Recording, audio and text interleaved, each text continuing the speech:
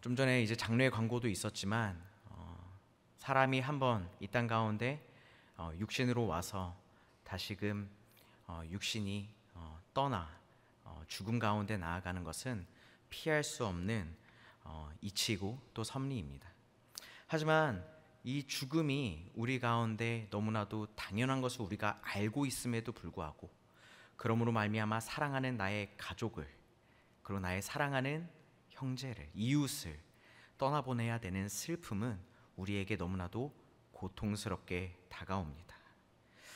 안타깝게도 우리가 죽음을 피할 수 없듯이, 또 그로 말미암아 고통을 피할 수 없듯이 우리의 삶은 고난과 고통의 연속인 것 같습니다. 또 이것을 우리가 아무리 피하려고 발버둥 친다고 해도 피할 수 없는 것은 우리가 죄인이기 때문입니다. 우리 모두가 말씀을 통해 잘 알고 있는 것처럼 하나님께서는 이 세상을 하나님 아름답게 지으셨습니다.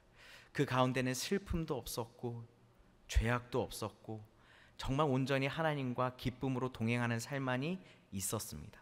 하지만 안타깝게도 인간의 불순종으로 말미암아 죄가 들어오게 되었고, 그 죄로 말미암아 하나님과 우리의 관계는 끊어졌을 뿐만 아니라 하나님 허락하신 그 가운데서 영원한 생명을 누릴 수도 있었던 우리가 그 관계의 단절로 말미암아, 죄로 말미암아 죽음을 피할 수 없는, 그리고 고난과 고통 속에 살아갈 수밖에 없는 존재가 되었습니다. 그 안타까운 고난과 고통은 창세 이래, 또 아담과 하와의 불순종 이래로 지금까지 이어져 현재도 우리는 그런 죄로 말미암아 고난과 고통 속에서 살아가고 있습니다. 육신의 연약함으로 말미암아 가깝게는 코로나 예방접종을 맞아서 열이 나고 팔이 욱신거리고 몸살이 나는 것 같은 가벼운 병으로부터 심각하게로는 중환자실에서 오늘이냐 내일이냐를 기다리고 있는 안타까운 육신의 연약함, 또한 육신의 연약함뿐만 아니라 마음의 연약함, 외롭고 소외되고 고통받는 것들로 말미암아 한없이 작아지고 그리하여 단절되어지고, 그래서 점점 움츠러들어서 우울증이 찾아오고 공황장애가 찾아오는 그런 안타까운 마음의 아픔을 가진 사람들, 또한 이런 계속되는 마음의 병으로 말미암아 감정을 조절하지 못하고 작은 일에도 분노하고 짜증을 내고, 그래서 사랑하는 가족이지만 싸우게 되고 사랑하는 이웃과 형제이지만 다투게 되는 그런 관계의 갈등들, 더 나아가서는 지속되는 코로나로 말미암아 재정적인 어려움들, 또 그리고 어떻게 될지 모르는, 도대체 언제 끝날지 모르는 이 미래에 대한 불안함들로 말미암아 우리는 지금도 계속 고난과 고통 속에서 살고 있습니다. 그런데 우리는 이렇게 고통스럽고 고난스럽고 그리고 죄 가운데서 살아가는 것 같아 괴로운데, 이상하게도 인터넷을 들어가 보면, 유튜브나 인스타그램, 페이스북 같은 소셜 네트워크에 들어가면 나만 고통스럽고 나만 고난을 받는 것 같은 그런 상황이 연출됩니다. 나는 이렇게 몸이 연약해서 힘들고 괴로운데 어떤 사람은 자기의 몸을 아주 큰 돈을 들여 가꾸어서 몸짱 사진을 올리고 있고, 나는 마음이 너무나도 괴롭고 힘들어 집안에 가만히 있을 뿐인데도 너무나도 힘든데, 어떤 사람들은 큰 돈을 들여서 해외여행을 가고, 해외여행을 못 가면 큰 돈을 들여서 큰 풀빌라를 빌려서 마음껏 누리고 즐기는 것 같은 사진들이 인터넷에는 지금도 너무나도 많이 올라오고 있습니다. 이런 상대적 박탈감으로 말미암아 우리의 마음은 더욱 깊은 어두운 가운데 잠기는 것 같습니다. 그렇게 너무나도 괴롭고 힘들어서 하다못해 누군가가 나의 이 마음을 좀 알아줬으면 하는 마음에 저 힘들어요, 인터넷에 글을 조금 올리거나 주변에 있는 사람에게 고백을 하면, 안타깝게도 우리에게 들려오는 글들은 야, 너만 힘들어? 나도 힘들어. 야, 너만 힘든 것 같아? 주변을 둘러봐. 얼마나 세상 사람들이 많이 힘든 줄 알아? 이런 악플이나 따끔한 충고들만 돌아오게 되어 있습니다. 그런데 이러한 고난과 고통 속에서 신음하는 것들은 현재 우리만의 문제는 아니었던 것 같습니다. 오늘 저자가 이 적은 로마서 가운데는 그 로마라고 하는 큰 대도시에서 살아가지만 그리스도인으로 살기 때문에 너무나도 고통스럽고 고난을 받는, 하지만 그럼에도 불구하고 믿음으로 견디고 있는 그리스도인들을 우리가 만날 수 있습니다. 그런 그리스도인들을 향해서 오늘의 저자는 로마서라고 하는 편지를 적었습니다. 제가 좀 전에 말씀드린 것처럼 당시의 로마에서 예수님을 믿는 그리스도인들의 형편은 썩 좋지는 않았습니다.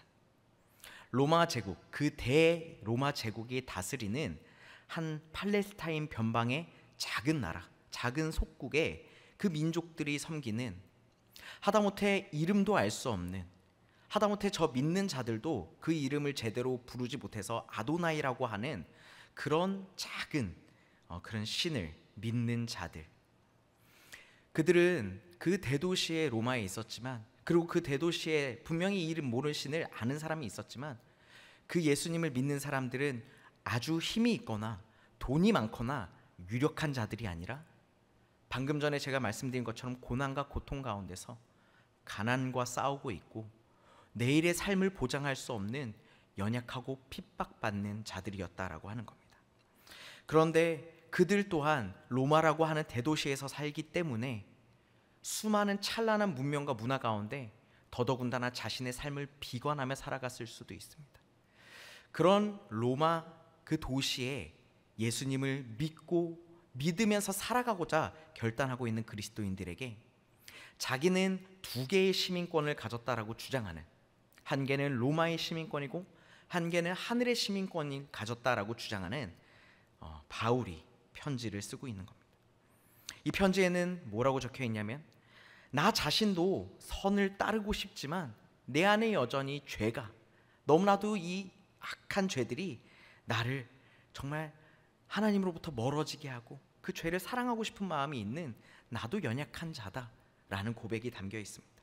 그런데 그럼에도 불구하고 나를 구원해 주신 예수 그리스도를 믿는 믿음이 있기 때문에 오늘도 세상과 믿음 가운데서 흔들리고 있는 로마에 있는 그리스도인들, 당신들이 그리스도를 믿는 믿음 가운데 굳게 서길 원한다고 오늘 저자는 로마서 통해서 말씀하고 있는 겁니다.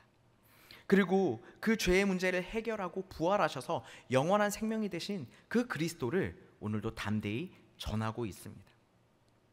그리고 그 복음에 먼저 참여했던 자로서 바울 자신은 이 믿음을 이미 가졌든지 아니면 앞으로 가질 사람이든지 하나님의 자녀들에게 현재 주어진 이 고난이 그냥 우연히 생긴 것이 아니라, 아니면 내가 죄를 지어서 생긴 것이 아니라 우리에게 허락하신 하나님의 놀라운 영광을 위한 하나님의 철저한 계획과 섭리 가운데 있다라고 오늘 이야기를 하고 있는 것입니다.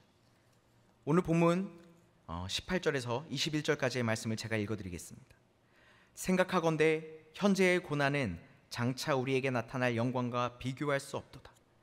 피조물이 고대하는 바는 하나님의 아들들이 나타나는 것이니 피조물이 허무한 데 굴복하는 것은 자기 뜻이 아니요 오직 굴복하게 하시는 이로 말미암음이라. 그 바라는 것은 피조물도 썩어짐의 종노릇한 데서 해방되어 하나님의 자녀들의 영광의 자유에 이르는 것이니라. 아멘. 이렇게 하나님의 철저한 계획 가운데 우리 가운데 주어진 고난, 그러면 이 고난을 도대체 이 바울은 왜 얘기하는 것일까요? 모르긴 몰라도 만약에 오늘 시대에 제가 여러분한테 야, 지금 네가 갖고 있는 고난은 하나님이 계획하신 거야, 그러니까 달게 받아 라고 얘기하면 따기를 맞을지도 모릅니다.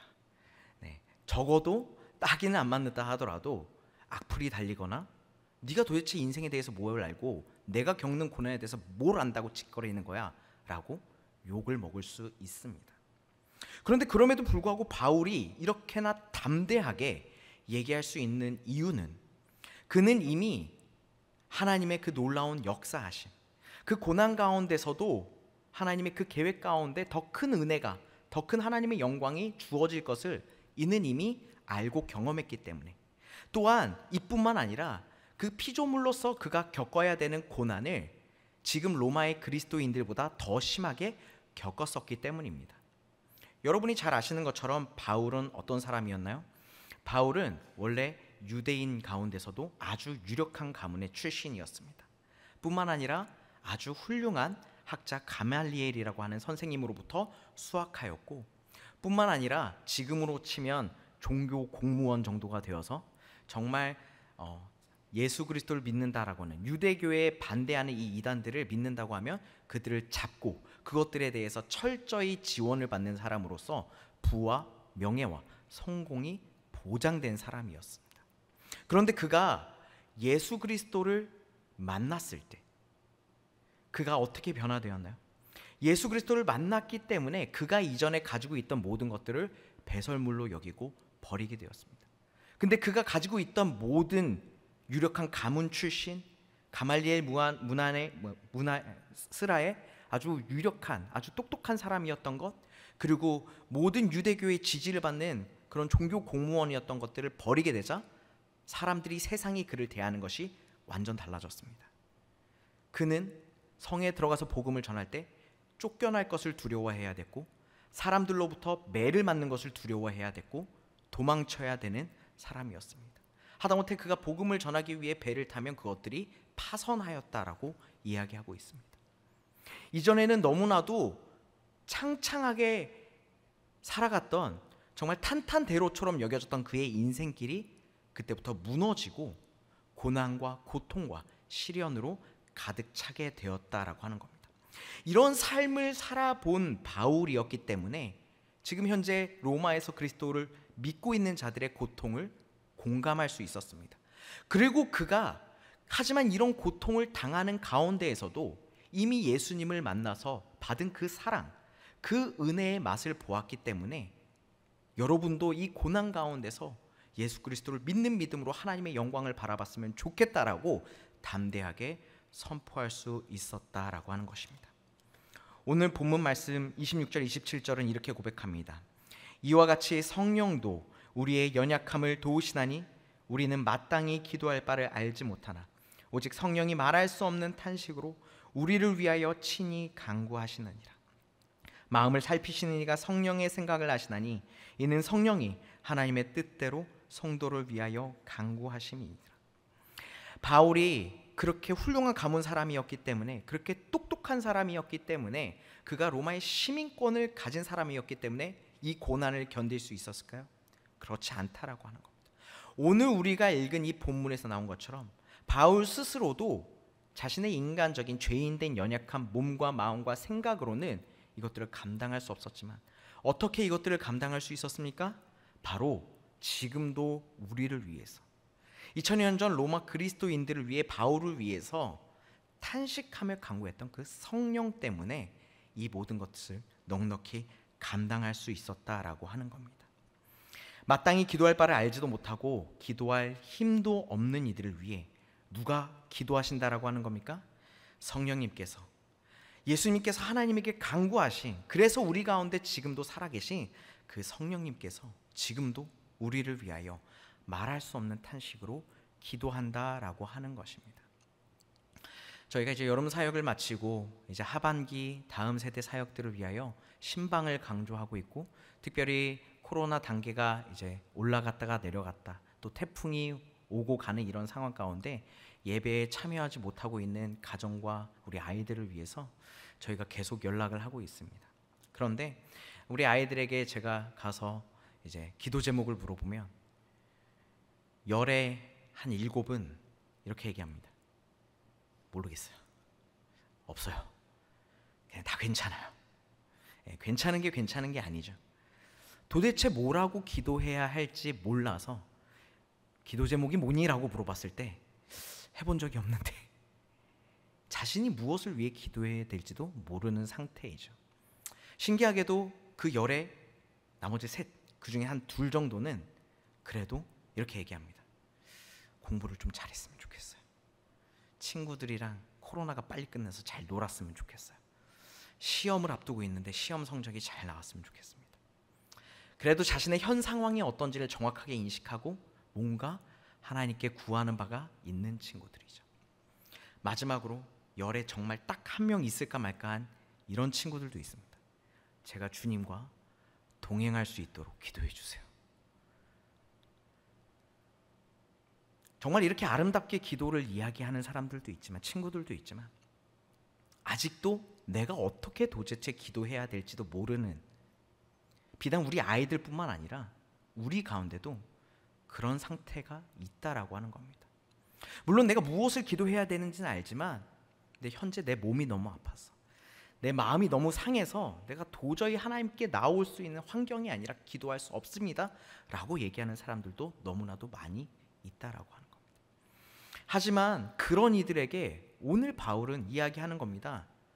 성령님께서는, 하나님께서는, 예수님께서는 여러분들을 내버려 두시는 게 아니라, 여러분들이 무엇을 기도해야 될지도 모를 때에, 여러분들이 내가 기도할 힘이 없어서 기도하지도 못할 때에 친히 우리의 마음에 공감하시고 우리의 절망적인 상황을 더 잘 아시고 느끼셔서 하나님 앞에 간구하신다라고 하는 겁니다.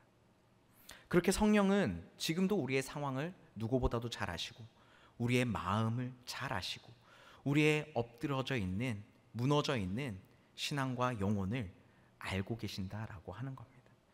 알기만 하시는 게 아니라 우리보다 더 심히 탄식하시며 절망을 느끼시며 간구하신다라고 하는 겁니다. 여러분도 자녀를 다 키워보셨기 때문에 느끼시겠지만, 내가 아플 때보다 더 고통스럽고 힘든 때가 있습니다. 언제냐면 바로 내 자녀가 아플 때입니다. 하나님의 자녀된 우리가 기도할 힘조차 없어서 나오지 못하는 것을 하나님께서는, 우리 예수님께서는, 성령님께서는 더 슬퍼하시고 더 뜨겁게 누구보다도 열심히 간구하고 기도하신다라고 하는 겁니다.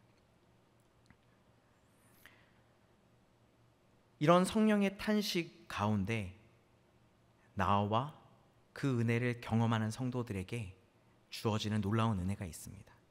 28절부터 30절까지의 말씀을 제가 읽어드리겠습니다. 우리가 알거니와 하나님을 사랑하는 자, 곧 그의 뜻대로 부르심을 입은 자들에게는 모든 것이 합력하여 선을 이루느니라. 하나님이 미리 아신 자들을 또한 그 아들의 형상을 본받게 하기 위하여 미리 정하셨으니 이는 그로 많은 형제 중에서 맏아들이 되게 하려 하심이니라. 또 미리 정하신 그들을 또한 부르시고 부르신 그들을 또한 의롭다 하시고 의롭다 하신 그들을 또한 영화롭게 하셨느니라. 아멘. 그 놀라운 탄식으로 하나님 앞에 다시금 나오게 하는, 그래서 복음 가운데 나온 그 그리스도인들 통해서 성령님께서는, 하나님께서는 어떻게 일하기를 원하십니까?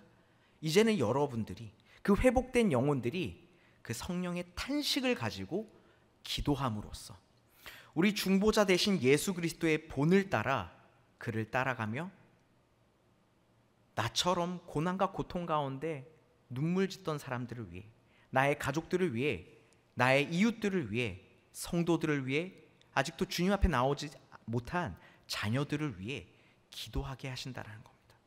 하나님의 소명의 자리, 중보의 자리, 성령의 탄식의 자리로 부르셔서 의롭다 하시고 하나님의 영광을 참여하게 하신다라고 하는 겁니다. 바라고 원하옵기는 오늘 그 간절한 탄식과 간구 가운데서 나를 위해 기도했던 여러분들이 성령의 간구함으로 말미암아 회복되고 믿음이 더욱 굳건하여져 여러분들뿐만 아니라 여러분들의 자녀를, 또 여러분들의 가족 구성원들을, 또 아직 주변에 주님을 알지 못하거나 고난과 고통 가운데 신음하고 있는 이웃들을 위해 기도함으로 하나님의 영광에 참여하는 모든 산성의 성도님들이 되기를 간절히 축복합니다. 마지막으로 고난 가운데서도 하나님의 영광을 바라보며 성령의 탄식으로 기도하는 한 가정의 이야기를 끝으로 말씀을 맺도록 하겠습니다. 한 젊은 목사가 있습니다. 그 젊은 목사는 외모도 수려하고 찬양도 너무너무 잘해서 어려서부터, 신학생 때부터 많은 교회와 많은 사람들의 사랑을 받았습니다. 얼마나 능력이 출중했던지 그 동나이 때에 그만큼 인기가 있고 말씀을 잘 전하는 아주 유명한 목사는 찾아보기가 힘들 정도입니다.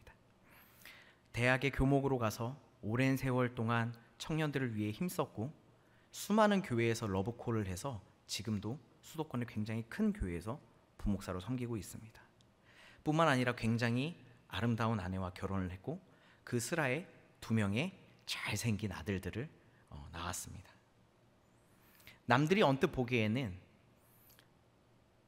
정말 너무나도 부족함이 없고 모든 것이 채워져서 심지어 동료 목사나 후배 전도사들이 질투를 할 만큼 완벽해 보이는 너무나도 부러운 삶을 사는 목사입니다.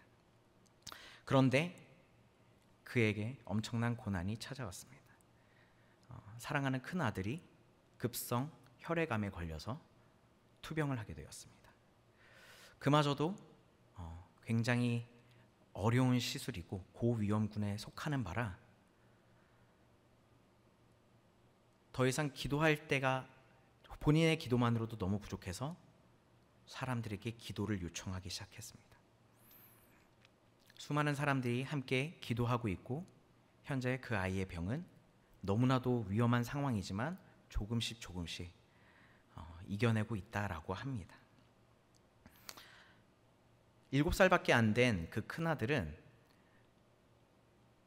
자신이 맞아야 되는 주사비 한 번 맞으면 200만 원이 드는 큰 주사비 그 비용을 아껴서 자기보다 더 어려운 친구들을 돕고 싶다라고 이야기합니다. 그렇게 자기를 위해서 기도하기보다는 남들을 위해서 기도하는 가정. 그런데 그런 고통스러운 과정 가운데 있는 이 목사가 이런 고백의 글을 올렸습니다. 하나님께서 나를 고통의 자리로 부르셨다면 부르심의 이유가 분명히 있을 거라고 믿습니다. 오늘 이 자리에서 삶을 감당해야 하는 특별한 사명을 주셨다고 믿겠습니다.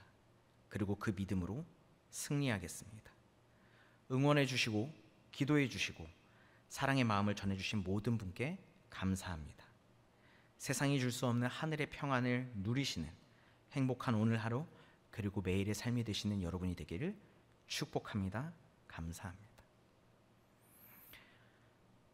내 자식이 아파서 고통스럽고 그 항암 치료를 해야 되는 고통 가운데서도 이 아버지는, 이 어머니는, 그리고 그 아픈 당사자인 우리 아이들은 그 고난 가운데서도 하나님을 바라보고 믿음으로 기도하고 있다라고 하는 겁니다. 혹시 현재 기도할 수 없을 만큼 힘든 고난 가운데 계신 분이 계십니까? 혹은 여러분의 가족 구성원이나 이웃들 가운데 기도할 수 없을 만큼 힘들어하는 사람이 있어서 안타까움으로 눈물 짓고 계신 분이 계십니까? 오늘도 하나님의 영광을 위해 말할 수 없는 탄식으로 여러분 안에 역사하시는 그 성령님과 함께 기도하며 하나님의 영광 가운데 참여하는 사랑하는 모든 우리 산성의 성도님들이 되기를 간절히 축복합니다. 기도하겠습니다.